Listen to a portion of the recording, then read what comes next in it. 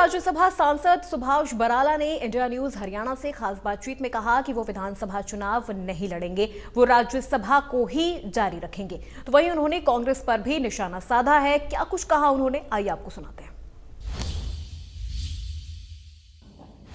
लोकसभा चुनाव के बाद अब सभी राजनीतिक पार्टियों ने विधानसभा चुनाव की तैयारियों शुरू कर दी हैं। इसी कड़ी में बीजेपी भी कहीं ना कहीं अपनी तैयारियों में जुट गई है। बातचीत करने के लिए राज्यसभा सांसद सुभाष बराला आज सिरसा पहुंचे। इनसे तमाम मुद्दों को लेकर बातचीत करेंगे। सर, लोकसभा चुनाव के बाद तुरंत ही विधानसभा चुनाव सिर पर है, किस तरह की तैयारी पार्टी लेवल पर की जा रही है? देखिए, भारतीय जनता पार्टी की तैयारी संगठन की लगातार पिछले काफ़ी समय से चल रही है। हम तो जब एक चुनाव समाप्त होता है तो अगले चुनाव की तैयारियों में लग जाते हैं। अब हमारी बूथ स्तर तक की तैयारियां पार्टी की शुरू हो चुकी हैं और हमारी लगातार इसके लिए बूथ से लेकर के सीनियर हमारे जो वरिष्ठ नेता हैं उन लोगों की बैठकें चल रही हैं। 2014 के बाद 19 और 19 के बाद 24 क्या समीकरण देखते हैं बीजेपी की तरफ से? क्या समीकरण आप खुद देखते हैं?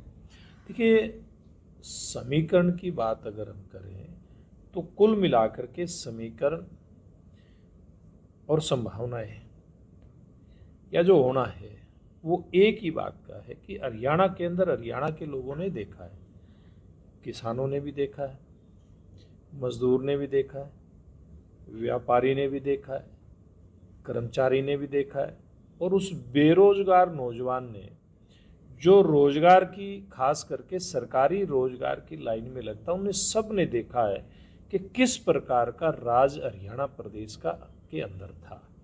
आज हरियाणा प्रदेश का वो नौजवान जो एक डी क्लास की नौकरी से लेकर के और HCS तक के लिए जो तैयारी करता था, उसको पता है कि पहले कैसे नौकरियां लूटती थी, बिकती थी।